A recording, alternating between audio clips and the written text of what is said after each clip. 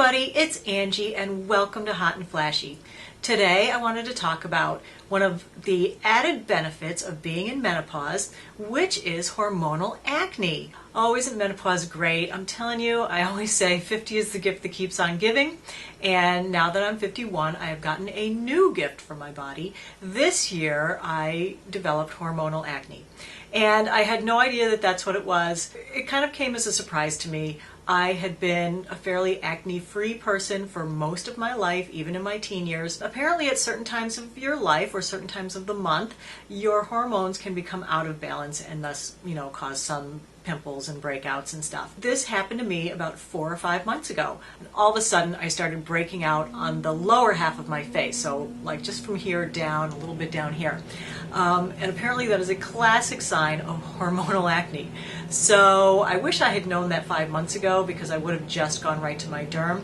But instead I just thought, oh, I'm breaking out and what could be the causes? So of course I do my blogs and I had said, oh, I'm breaking out, and people had written in a lot of great suggestions. And so I tried all these different things. So I have to say first, thank you everyone for your concern and for all your suggestions. Those of you who suggested hormonal acne, you were right, you hit the nail on the head, but it's taken me 5 months to figure it out. And while I was like, well, it could be, there really isn't that much to do about that except for going on medication, and I really didn't want to go on a medication, so I thought, well, if it is that, that's fine, but let me try everything else first. So the things that people suggested were the silicones in the products, it's the sunblock you use, you're over-exfoliating, you're under-exfoliating, it's your diet, it's your exercise, it's that you're scrubbing too hard with your Clarisonic, it's that you're using too many anti-aging products. But unfortunately, nothing worked.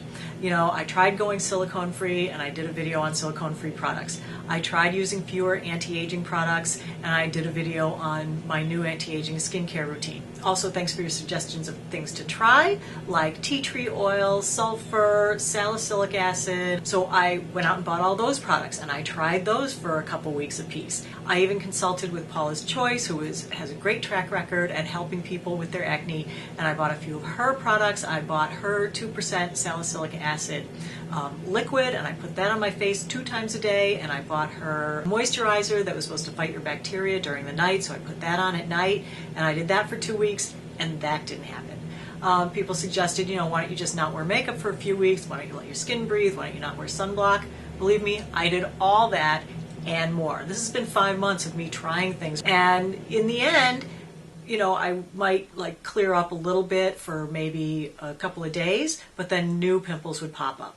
And walking around at my age with this number of pimples, it really is not only annoying, but it kind of does a number on your self-confidence, because at 51, so many things are changing in your face and your body. You're getting wrinkles, you're getting middle-age spread, you're getting gray hair. It's hard to maintain your level of self-confidence. And to add one more thing to it, I was just like, you know what, enough, I can't take this. So it's almost like it's the straw that broke the camel's back. Let's talk about it. What is hormonal acne? What causes it? So, generally in your life, your hormones are in balance. As you know, as women, we have both male hormones and female hormones. So the female hormones is estrogen, and the male hormone is testosterone. And if they're in balance, your skin is nice and clear. But once they get out of balance and your estrogen level drops, it can cause your the oil glands in your pores to enlarge and produce a lot more oil. Who knew? So anyway, what happens in menopause? Your estrogen levels start to drop. It's just part of the process. And so therefore, it's not blocking as much testosterone as it usually does. So your testosterone level, while it's not rising, it's not controlled by your estrogen level as well. All right, so after 5 months of trying all those different things, I finally decided that I couldn't solve this on my own. So I decided to go to my dermatologist and see what she had to say. Now, the reason I didn't go before is because I didn't want to be put on hormone replacement therapy, birth control pills. or antibiotics. Now I'm already using Retin-A and I'm already using glycolic acid, and if you go in and you're not using that stuff, that's kind of the first line of defense. So if you have hormonal acne, normally they'll put you on Retin-A, which is great because it'll get rid of your acne and get rid of some of your wrinkles and, you know, firm up your skin, which is terrific. So since I was already doing that, my doctor took one look at my face and said, you have hormonal acne, and so we're going to have to put you on a medication because we can't start with Retin-A. And I was like, oh, that's what I was afraid of, but okay. She said the first one that they normally try is antibiotics. But, you know, I really didn't want to do a long-term course of antibiotics because, well, I didn't really want to do anything, but because there's side effects with everything. But with antibiotics, you know, they kill all the bugs in your system, the bad bugs and the good bugs, all the bacteria. She said, you know what, we're not going to put you on hormone replacement or birth control pills. You're not really a good candidate for that.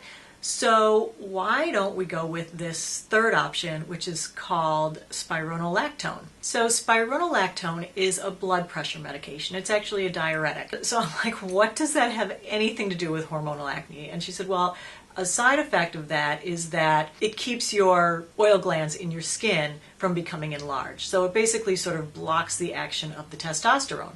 So it's not doing anything to change my hormone levels, but it just keeps the oil glands from enlarging because of the imbalance with the estrogen and the testosterone. So the side effects can be like irregular menstrual periods, headaches, nausea, stomach upset, lightheadedness, a super duper extra thirst, and what else? Those were like the main ones.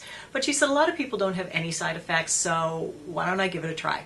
So I said, all right, I'll do it. And then of course she dropped the bomb on me, which was that it can take this stuff 2 to 3 months to work. So I'm like, oh geez, all right.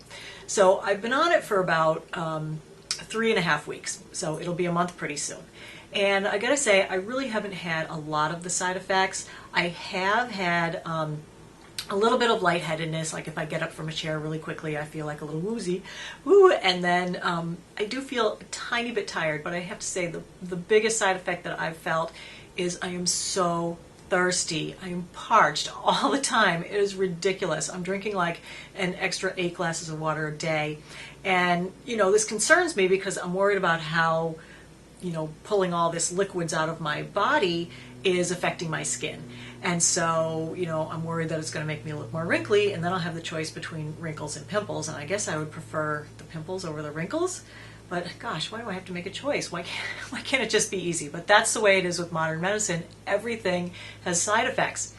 So I'm hoping that this will work out well. I'm hoping for good results. And, you know, you can watch and see how my zits are doing as time progresses. But I find it kind of funny that I'm on a high blood pressure medication, because if you watch any of my dietary, nutrition, or exercise videos, you'll know that I have borderline high cholesterol. And my whole modus operandi in life is to not go on the cholesterol medication because of all the side effects that go along with that.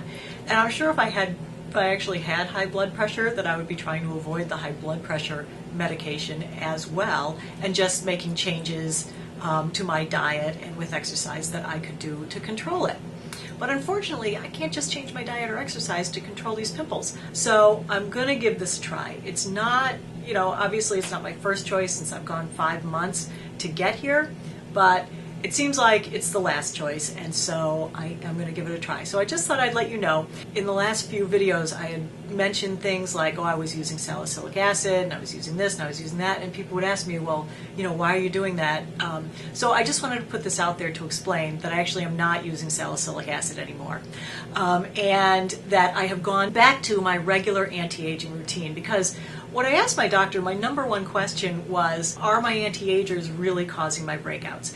And she said no, and as a matter of fact, you really shouldn't stop doing those, because Retin-A is really great for aging skin. It's the one thing that's been proven clinically over 20 years of research to actually build collagen.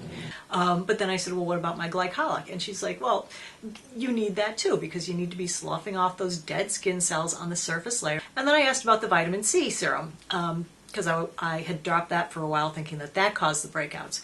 And she said, you know what, the vitamin C, which is an antioxidant, the antioxidants are so good for your skin. The research now is finding that oxidation caused by sunlight is one of the leading causes of photoaging.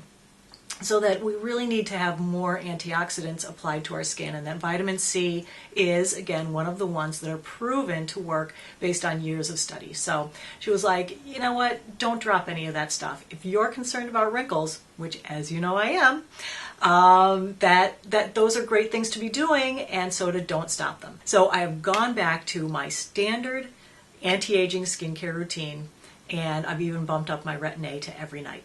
So, and I think that it's actually helping. I think my skin looks better now, and the only thing I'm concerned about is this diuretic effect. So we will see how it goes. Hopefully my body will adjust to this medication over time, and I won't be quite so like thirsty, or she'll reduce the dosage after it starts working, and that would be great.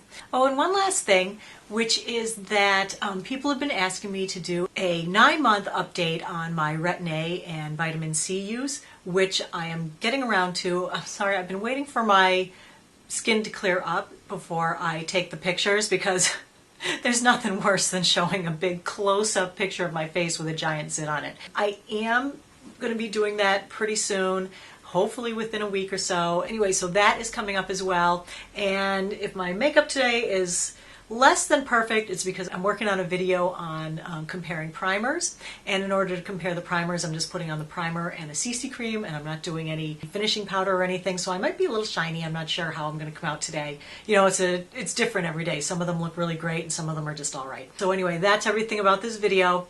And as always, thanks for watching, everybody. And I hope to see you next time. Take care. Bye-bye.